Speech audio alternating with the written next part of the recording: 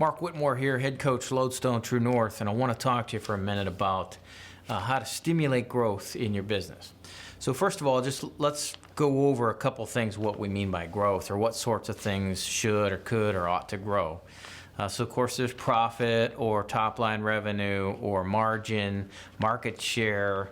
Then you got some of the softer things like your time, or credibility, or impact on the market, that sort of thing. You might have a growth in the strength of your folks, the growth in your talent pool, the depth of your talent pool, that sort of thing. So that's a couple of ways that are real easy to talk about, or common areas where folks need to or want to grow in their business.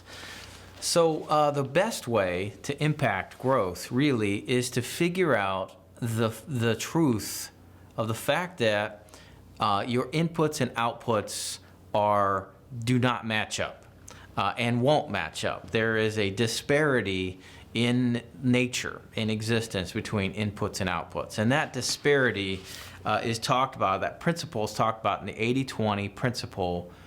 This is a book, this particular book is by Richard Koch. Great book on the Pareto principle, which is a law that shows that inputs and outputs, there's a disparity between them.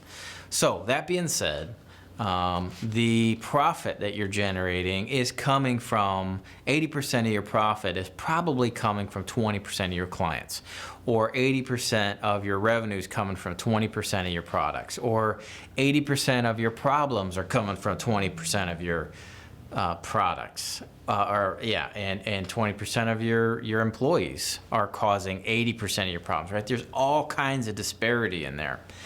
So the trick is that you're going to want to look at your business and identify where those kind of micro inputs are creating macro outputs.